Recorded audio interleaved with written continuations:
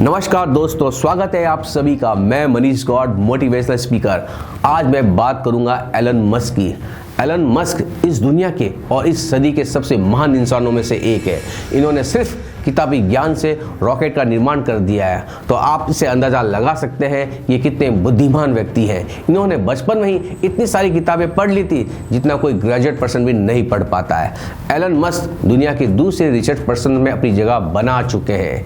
ये PayPal, Tesla और space जैसी बड़ी कंपनियों के फाउंडर और सीईओ हैं। इनकी कुल संपत्ति $171 बिलियन है। एलन मस्क पूरी दुनिया के लिए एक ऐसे इंस्पिरेशनल व्यक्ति बन बैठे हैं कि आज हर कोई इनका जैसा व्यक्ति बनना चाहता है। इनकी डिक्शनरी में इम्पॉसिबल जैसा तो कोई वर्ड है ही नहीं। जब कोई इनको आगे ये कहता है कि ये काम नहीं हो सकता, तो ये उस काम को हर हाल में करके दिखा देते हैं। एलन मस्क का जन्म 28 जून 1971 को प्रेटोरिया के दक्षिण अफ्रीका में हुआ था। एलन मस्क के पिता इलेक्ट्रिक इंजीनियर और पायलट थे। एलन मस्क की माता एक आहार विशेषज्ञ थी। एलन ने अपने पिताजी के साथ रहते हुए अपनी शुरुआती पढ़ाई अफ्रीका में ही पूरी की। एलन को कंप्यूटर विषय में सबसे ज़्यादा अच्छा लगता था। इन्होंने किताबों की मदद से ही कंप्यूटर प्रोग्रामिंग सीखकर एक गेम भी बना डाला था और इस गेम को उन्होंने ब्लास्ट नाम रखा था और ये गेम उन्होंने अमेरिकन कंपनी को मात्र $500 में बेच भी दिया था। इसी से आप उनके बचपन में उनकी बुद्धिमानी के बारे में जान सकते हैं। इनको फालतू कामों में कोई इंटरेस्ट नहीं था। ये बचपन से ही किसी से बात करना पसंद नहीं करते थे। इससे इन्हें लोग गूंगा भी समझने लगे थे। इनके माता पिता को भी नहीं पता था कि ये बोल पाते हैं। उन्होंने भी इसके बारे में चेकअप कराया था। एक दिन खाना खाते समय ये अचानक बोल पड़े, तब इनको माता पिता को पता चला कि बोल भी सकते हैं। इन्होंने 9 से 10 साल की उम्र में हाई स्कूल से पढ़ाई पूरी कर ली और फिर ये कनाडा चले गए। इसके बाद इन्होंने फिजिक्स में डिग्री हासिल की और कनाडा की सिटीजनशिप ले ली। एलन मस्क ने 1995 में अपने भाई किम्बल के साथ मिलकर एक सॉफ्टवेयर जिप2 की एक शुरुआत की। इस कंपनी में इनको जल्दी ही फंडिंग मिलना भी शुरू हो गया और बोर्ड ऑफ डायरेक्टर धीरे धीरे बढ़ते चले गए। उसके बाद कुछ समय इस कंपनी को चलाने के बाद इन्होंने इस कंपनी को कॉम्पैक्ट जैसी बड़ी कंपनी को $307 मिलियन में बेच दिया, जहां से एलन मस्क के हिस्से में $22 मिलियन पर्सनली उनके पास आए भी थे, जिसके कारण उनके पास और भी कई सारी बड़ी कंपनियों को खड़ी करने के लिए पैसे जमा हो गए। दोस्तों, अगर एलन मस्क चाहते तो इतने पैसों से ऐशो आराम की जिंदगी भी जी सकते थे, लेकिन उन्होंने आगे चलकर इन सारे के सारे पैसों को इन्वेस्टमेंट करना शुरू कर दिया। फिर 1999 में उन्होंने ऑनलाइन बैंकिंग X.com की शुरुआत की, जिससे उन्होंने $10 मिलियन की इन्वेस्टमेंट की थी और यह कंपनी मनी ट्रांसफर जैसे क्षेत्रों में काम करती थी। फिर इस कंपनी को करीब 2001 में मनी ट्रांसफर की जैसी कंपनी के साथ और जोड़ दिया, जिसे आज हम लोग पेबल नाम से ज़्यादा जानते हैं।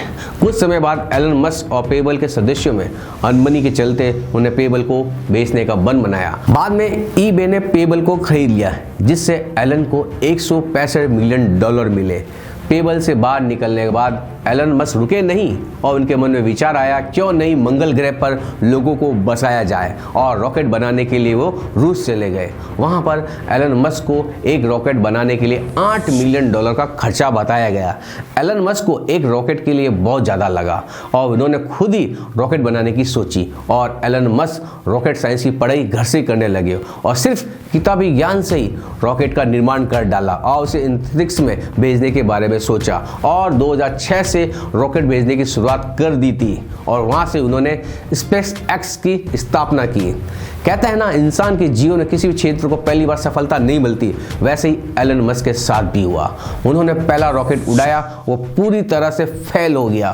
फिर दूसरा और तीसरा प्रयास भी किया, वो भी पूरी तरह से फेल हो गया। लगातार 3 बार फेल होने के बाद भी उनका सारा का सारा पैसा बर्बाद हो गया था। लेकिन सभी जानते थे कि एलन मस्क हार नहीं मानने वाले। उन्होंने दुनिया के सामने ऐलान कर दिया था कि वो अगले 4 महीनों में फिर से रॉकेट लॉन्च करने वाले हैं और उन्होंने अपना सारा जो भी पैसा था सब कुछ दांव पे लगा दिया था। उधार लेकर फिर से रॉकेट लॉन्च किया और $1.5 मिलियन का तो नासा से भी उन्होंने प्रोजेक्ट ले लिया था।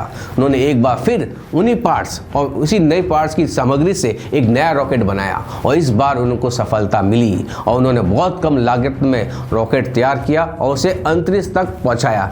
आज एलन मस्क की स्पेस एक्स के द्वारा बना गया रॉकेट का उपयोग नासा भी करती है। 2004 में एलन मस्क टेस्ला कंपनी में आए। टेस्ला एक इलेक्ट्रिक वाहन की बनाने वाली कंपनी थी, लेकिन शुरू में कारों को बनाने की कॉस्ट बहुत ज़्यादा आने लगी थी, इसीलिए कारें मार्केट में बिल्कुल नहीं बिक रही थी। लेकिन एलन मस्क के आने के बाद इस कंपनी में बहुत सी सस्ती दरों पर इलेक्ट्रिक कारों का निर्माण होना शुरू हो गया और मार्केट बहुत तेज़ी से आगे बढ़ने लगा और कारें तेज़ी से बिकने लगी, जिससे टेस्ला आज इतनी बड़ी कंपनी बन चुकी है कि पूरे विश्व में इनके द्वारा कारें बनाई जाती है। और अब तो AI की मदद से ड्राइवर रहित कारें यानी कि ड्राइवरलेस कारें भी टेस्ला बना चुकी है। 2006 में एलन ने अपने चचेरे भाई की कंपनी सोलर सिटी में भी इन्वेस्टमेंट किया और कुछ ही समय बाद यह कंपनी अमेरिका की सबसे दूसरी बड़ी सोलर कंपनी बन गई।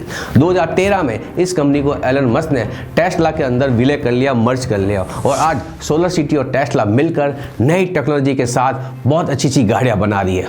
फोर्ब्स की अप्रैल 2021 की लिस्ट के मुताबिक एलन मस्क फिलहाल दुनिया के दूसरे सबसे अमीर व्यक्ति है। इनकी कुल संपत्ति 151 मिलियन डॉलर है। दोस्तों 151 मिलियन नहीं, 151 बिलियन डॉलर इनकी संपत्ति है। यदि पर्सनल लाइफ की इनकी बात की जाए तो एलन मस्क ने 2000 में जस्टिन विल्सन से शादी की थी। इस शादी से इनके 5 बच्चे हुए। 2008 में जस्टिन और एलन का तलाक भी हो गया था। इसके बाद उन्होंने 2010 में तालुला रियाल से भी शादी की, लेकिन यह शादी भी ज़्यादा दिनों तक नहीं चल पाई और 2012 में उनका फिर से तलाक हो गया।